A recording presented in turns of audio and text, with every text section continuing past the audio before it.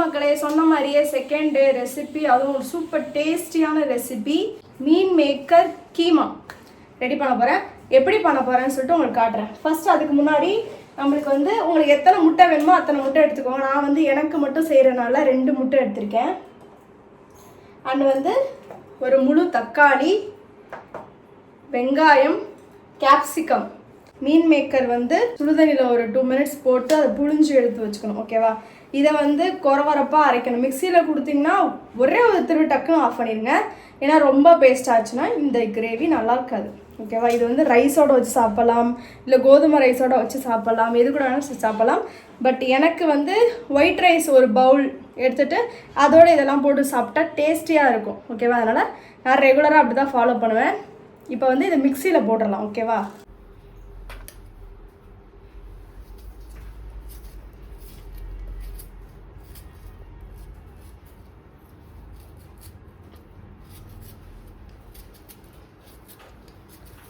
நல்லா தக்காளி பொடிசாக கட் பண்ணிக்கோங்க. அப்போ தான் டக்குன்னு வேகும்.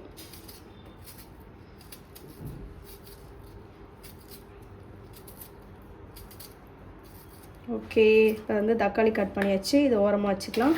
வெங்காயம் கட் பண்ணியாச்சு. கேப்சிகம் அடிக்கடி யூஸ் பண்ணுங்க டயட்டில். ரொம்ப ரொம்ப ரொம்ப நல்லது. மெட்டபாலிசம் லெவலும் உங்களுக்கு இன்க்ரீஸ் ஆகும்.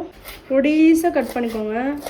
கேப்சிகம் பிடிக்கலன்றவங்க ஒரு ஹாஃப் எடுத்துக்கோங்க. நான் எடுத்ததே சின்னதுன்றனால ஃபுல்லாக நான் இதுக்கே போட்டேன்.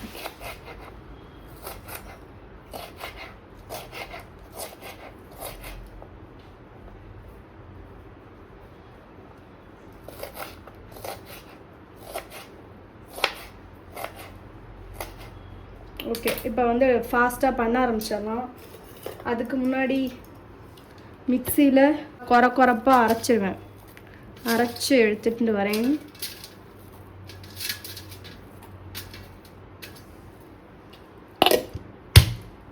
இது பாருங்கள், இதுதான் கொரப்பு. இப்படி அரைச்சாதான் நல்லாயிருக்கும். ஓகேவா?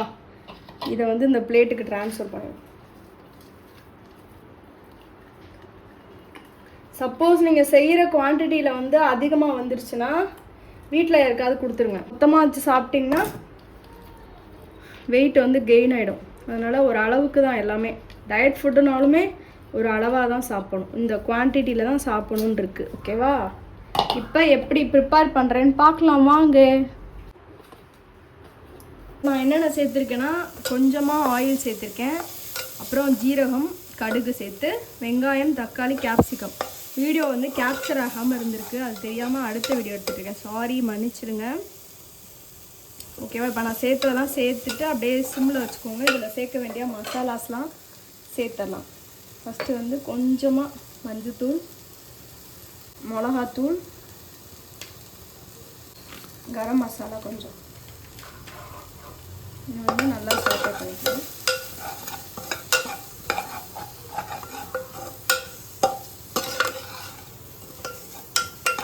கொஞ்சம் மசாலா வாடெல்லாம் போடணும். அது வரைக்கும் சிம்மில் வச்சு இப்போ ஓரளவுக்கு அந்த மசாலாவோட ஸ்மெல்லாம் போயிடுச்சு.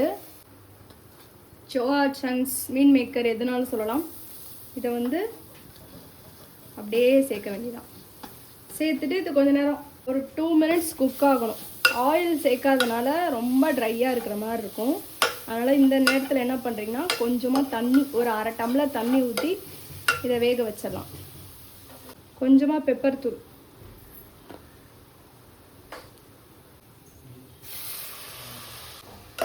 இது நல்லா வேகட்டும்.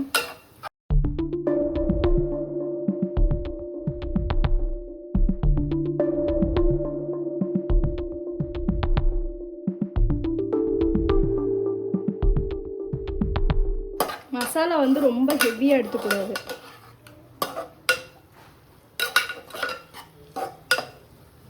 கொஞ்சமாக இஞ்சி பூண்டு பேஸ்ட் சேர்த்துக்கிறேன், ஃப்ளேவருக்காக லைட்டாக.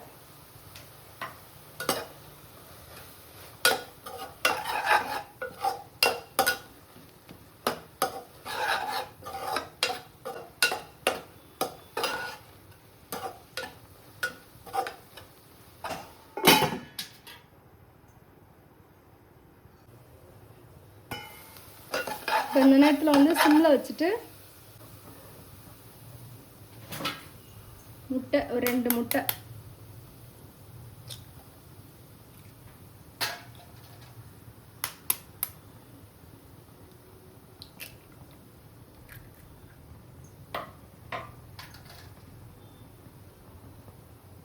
முட்டைக்கு லைட்டாக உப்பு இது நல்லா ஃபுல்லாக வச்சுட்டு அது ஓரளவுக்கு அது குக்காக விடுறோம். இந்த ஸ்டேஜ்லேயே வந்து கொத்தமல்லியும் சேர்த்துக்கலாம்.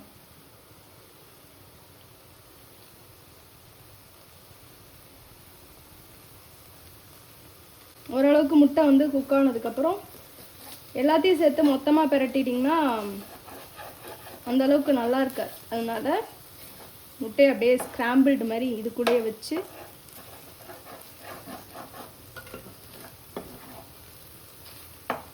இப்போ வந்து குக் ஆகிடுச்சா.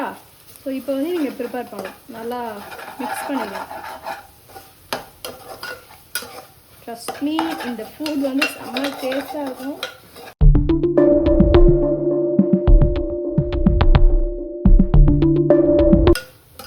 இப்போ இந்த முட்டை அங்கங்கே தனித்தனியாக தெரியுது பார்த்தீங்களா, அதுக்காக தான் நான் அது மாதிரி பண்ண சொன்னேன். இதை நீங்கள் அப்படியே கூட தனியாக சாப்பிட்லாம், இல்லை ஒயிட் ரைஸோட கூட வச்சு சாப்பிட்லாம். ஹவுஸ் இட் செம்மையாக இருக்கும். இப்போ ஒயிட் ரைஸ் வந்து கொஞ்சம் போட்டிருக்கேன்.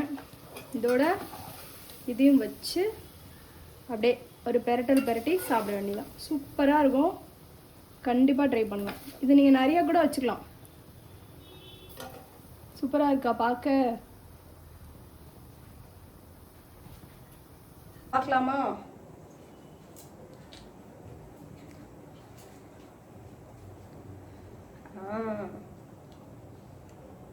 இந்த ஒயிட் ரைஸோட சேர்த்து சூப்பராக இருக்கும். எல்லாத்தையும் செஞ்சுட்டு நானே சூப்பராக இருக்குன்னு சொல்கிறேன்னா நிஜமாவே நல்லாயிருக்கு. இல்லை தனியாக வச்சு சாப்பிட்ணும்னா தனியாக சாப்பிட்லாம். அமேசிங்.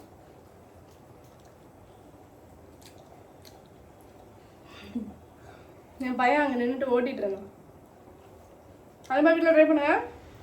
நாளைக்கு இன்னொரு ரெசிபியோட வரேன். அந்த ரெசிபியும் உங்களுக்கு ரொம்ப ஸ்பெஷலாக தான் இருக்க போகுது. பாய். அடுத்த ஒரு சூப்பரான வீடியோவில் பார்க்கலாம். அது வரையும் நான் உங்களுக்கு சொல்லித்தான். டாடா.